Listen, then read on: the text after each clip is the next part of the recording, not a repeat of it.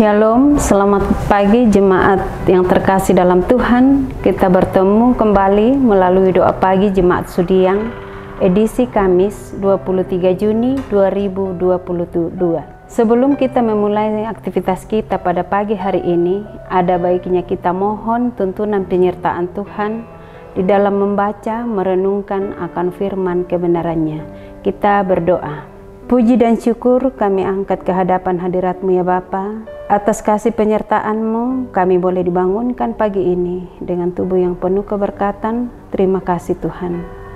Dan pada saat ini kami akan membaca, merenungkan akan firman kebenaran-Mu. Tolong berkati kami Tuhan, terlebih hamba-Mu yang penuh dengan keterbatasan. Pakai hamba-Mu Tuhan untuk boleh berkata-kata dengan baik dan benar. Di dalam nama Tuhan Yesus kami berdoa.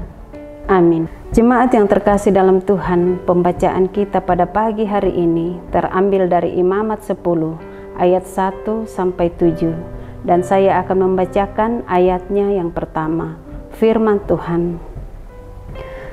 Kemudian anak-anak Harun, Nadab dan Abihu masing-masing mengambil perbaraannya, membubuh api ke dalamnya, serta menaruh ukupan di atas api itu. Dengan demikian, mereka mempersembahkan ke hadapan Tuhan api yang asing yang tidak diperintahkannya kepada mereka. Amin firman Tuhan. Jemaat yang terkasih dalam Tuhan, tema perenungan kita pada pagi hari ini yaitu persembahan yang layak. Persembahan yang layak. Seringkali ada pertanyaan bagi kita semua, bagaimana dengan persembahan yang dipersembahkan yang asalnya dari hasil kejahatan atau hasil dari pekerjaan yang tidak dikehendaki oleh Tuhan, misalnya hasil judi atau hasil dari pekerjaan korupsi. Apakah itu diterima Tuhan atau bagaimana? Bacaan kita pada pagi hari ini bercerita tentang hukum Tuhan terhadap kedua anak iman Harun, yakni Nadab dan Abihu. Keduanya dihukum oleh Tuhan karena mengambil api dari sumber api yang tidak diperkenankan Tuhan untuk membakar persembahan. Bahkan keduanya harus mati sebagai ganjaran dari perbuatan yang mencemarkan persembahan tersebut. Tuhan telah memerintahkan sumber api untuk membakar ukupan wangi-wangian yang dipersembahkan bagi Tuhan. Namun mereka mempersembahkan api yang asalnya yang tidak diperintahkan Tuhan kepada mereka. Ayat 1 dari pembacaan firman Tuhan tadi.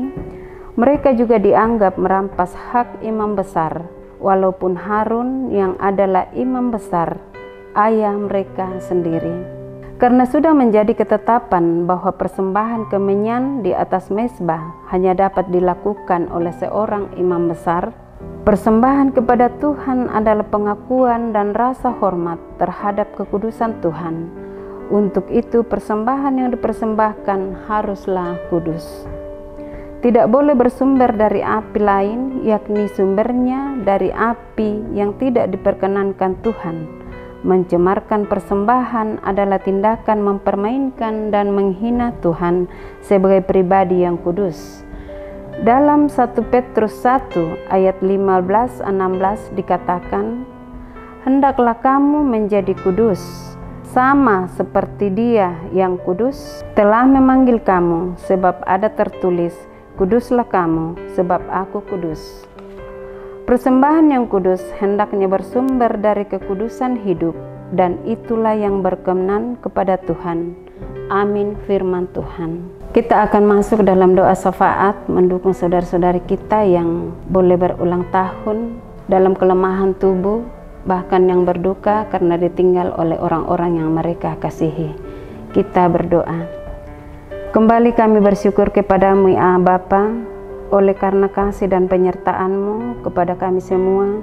Dalam sesaat kami membaca bahkan merenungkan firman-Mu Tuhan. Kiranya firman-Mu yang telah kami baca, kami renungkan, Engkau meteraikan dalam hati kami masing-masing, untuk kami boleh memahami dan memperlakukan di dalam hidup kehidupan kami. yang Tuhan masih anugerahkan kepada kami semua. Dan mampukan kami ya Tuhan untuk senantiasa mempersembahkan hidup kami yang benar untuk terus melayani Tuhan dan sesama kami. Ya Bapa dalam surga, kami berdoa bagi saudara-saudari kami yang boleh berulang tahun pada hari ini. Kiranya Tuhan senantiasa memberkati mereka bersama keluarga, memberikan kesehatan, kekuatan, hikmat untuk senantiasa bersyukur kepada-Mu Tuhan. Dan kiranya berkat-berkat Tuhan senantiasa mengalir dalam kehidupan mereka masing-masing. Ya Bapa dalam surga, kami berdoa bagi jemaat Tuhan yang mengalami kelemahan tubuh karena sakit, baik yang ada di rumah maupun yang ada di rumah-rumah sakit. Kiranya Tuhan juga senantiasa memberkati mereka, memberikan kekuatan, kesabaran, memberkati makanan, minuman, obat-obatan yang mereka konsumsi, memberkati para medis, para dokter, terlebih pendampingan keluarga untuk mereka boleh memperoleh kesembuhan yang sempurna, yang kami yakin percaya semua itu asalnya daripada Tuhan. Ya Bapa dalam surga, kami berdoa bagi saudara-saudari kami jemaat Tuhan yang berduka karena ditinggal oleh orang-orang yang mereka kasihi. Kiranya Engkau Bapa senantiasa menghibur mereka, memberikan kesabaran, kekuatan iman, untuk senantiasa menyandarkan pergumulan hidup mereka ke dalam tangan pengasihan-Mu. Karena kami yakin percaya bahwa penghiburan yang sejati adalah asalnya daripada Tuhan sendiri. Ya Bapa dalam surga, kami berdoa buat pembangunan perenovasian gereja kami. Kiranya Tuhan memberkati semua yang terlibat di dalamnya, baik majelis, panitia pembangunan, pengurus OIG, dan bahkan semua jemaat Tuhan yang boleh mengambil bahagian dalam pembangunan ini. Kiranya boleh selesai dengan baik dan sesuai dengan rencana yang telah direncanakan oleh panitia pembangunan. Bapa dalam surga, mohon ampun Tuhan, jika dalam doa pagi jemaat sudi yang saat ini ada yang tidak berkenan di hadapan-Mu, ampuni kami Bapa, agar kami layak menjadi anak-anak tebusan-Mu. Di dalam nama Tuhan Yesus kami berdoa, amin. Demikianlah doa pagi jemaat Sudiang pada pagi hari ini. Terima kasih, Tuhan Yesus memberkati kita semua. Amin.